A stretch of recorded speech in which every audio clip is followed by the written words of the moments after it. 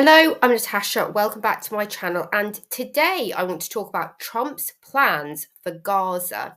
Now, I did support Trump because I thought he would bring an end to the war in Ukraine and he might be able to sort out the conflict in Israel, although I always knew that he was pro-Israel. We will have to wait to see what he will do regarding Ukraine. I remain hopeful that he could resolve the issues there. But I have to say that I'm quite shocked regarding his recent comments on Gaza. In case people have missed this, he has unveiled a plan to take over the Gaza Strip after Palestinians are forcefully moved out of the area.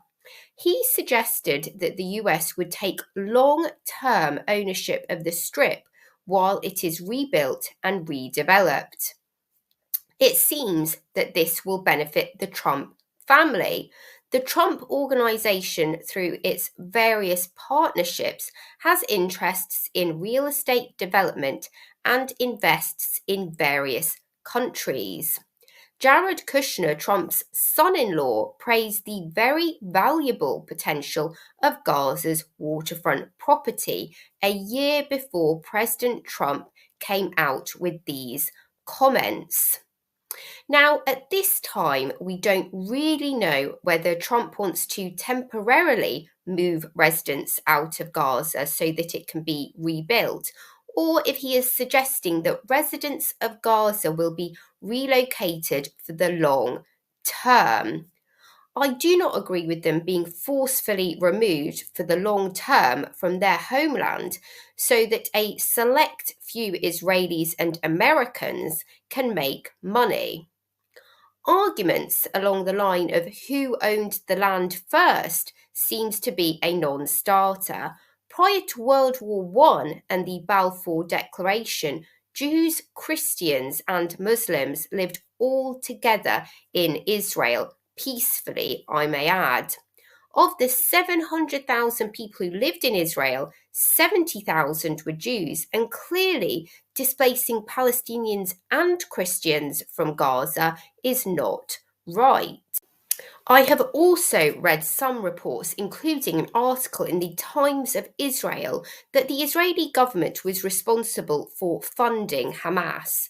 The article claims that for years, the various governments led by Benjamin Netanyahu took an approach that divided power between the Gaza Strip and the West Bank, bringing the Palestinian Authority, President Mahmoud Abbas, to his knees while making moves that propped up the Hamas terror group.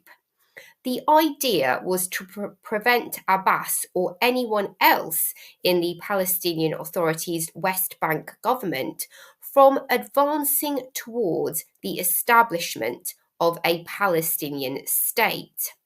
Most of the time, Israeli policy was to treat the Palestinian Authority as a burden and Hamas as an asset.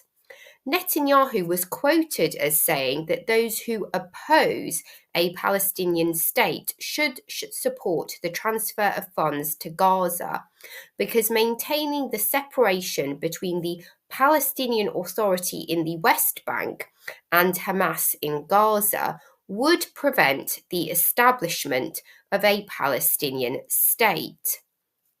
This was also claimed by Joseph Borrell. Hamas was financed by the Israeli government in an attempt to weaken the Palestinian Authority, Borrell was quoted as saying by Spanish newspaper El Paz.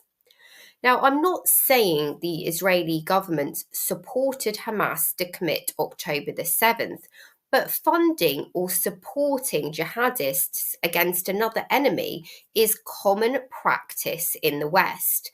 They did it in Syria, they did it in Afghanistan against the Soviets, they did it with the KLA in the former Yugoslavia.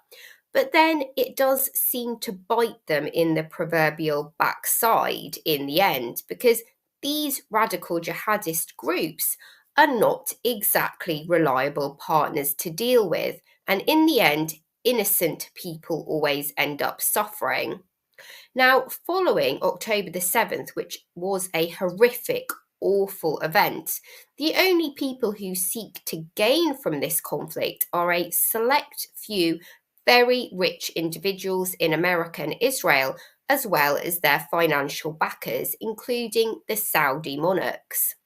My own personal view is that there should be a two-state solution and that there needs to be the eradication of Islamic terrorist groups in the area.